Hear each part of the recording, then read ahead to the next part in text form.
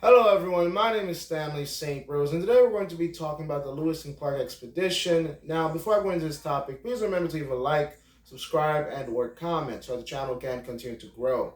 Now, the Lewis and Clark expedition, very interesting, very significant American history.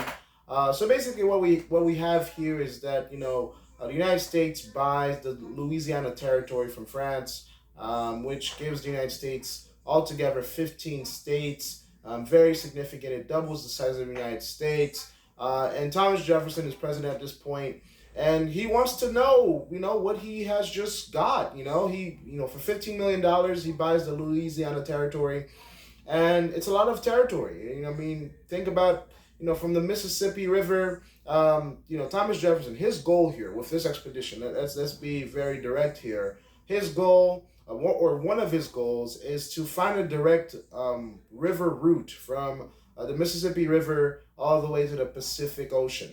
Very significant.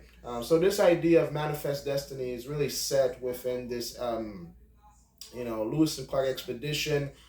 Think about from the Atlantic Ocean all the way to the Pacific Ocean. The U.S. wanted to find the trade routes, the routes that are best suited for trade and for travel and for manifest destiny, from making it from one side of America to the other side of America. Very significant, very important. Lewis and Clark, they were the ones chosen to do this expedition. Between them, they had knowledge. They had soldiers with them. They had interpreters with them, and between them, they had military experience. They had the landscape, the frontier, the naturalistic experience. Because again, this was not an easy expedition. We're talking about you're going somewhere where there are no roads. Okay, there's no roads. There's no cars. I mean, think about it. I mean, now we just get in our cars and we just drive wherever we want. But especially this time, it's just rivers, horses, trees, wild animals. And especially this time, we're talking about wild animals. Think about all the wild animals that exist within nature. From bears to wolves to all types, because this expedition was not a 2 week vacation. They were out there for 3 years. For 3 years, they were out there. Yes, they had other soldiers with them. Yes, they had interpreters with them. They had explorers with them. It was not an easy journey. You're talking about winter, summer, spring, fall, three times. You're talking about Indians that wanted to kill you, those that were nice to you. They did meet Sacagawea. Sacagawea helped them out in this expedition. So that's also very significant. But Lewis and Clark here, they go on a 3 year journey. They're mapping out the land. They're writing in their journals about the flora and fauna.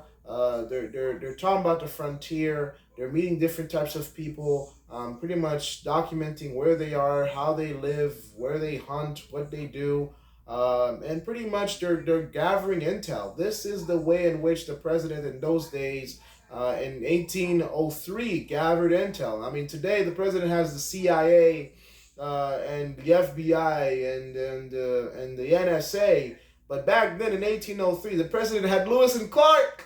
The president had Lewis and Clark. I mean, you need some information, you need some inside information, you need some intel. You send out a band of men, of soldiers, of interpreters, and you put some boots on the ground, and you send out Lewis and Clark.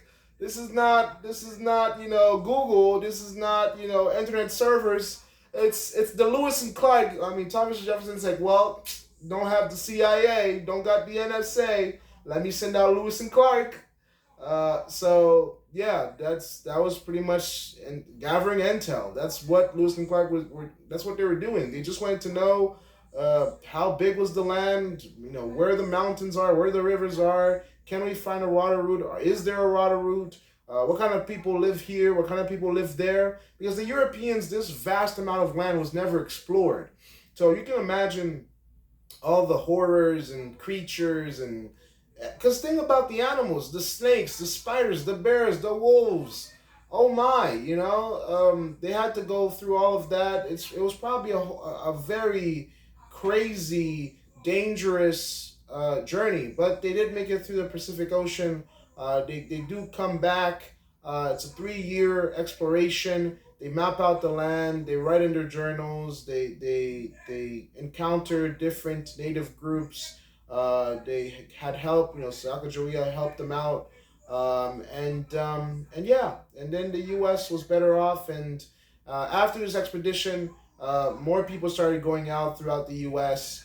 To grab land. I mean, if you were an American at this point, this was the best time to go out into the wilderness, to go out in different parts of America and build towns and build cities and grab land and have big families. I mean, at this point in time, you could imagine people were having massive families, like 10 sons, 20 sons, because you needed a lot of people to fill up this land.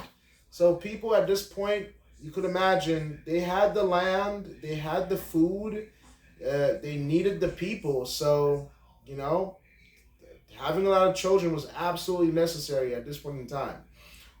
So that's the expedition. That's what they were trying to do, and that's why they were sent out. Please remember to leave a like, subscribe, and or comment, and I'll see you guys in the next video.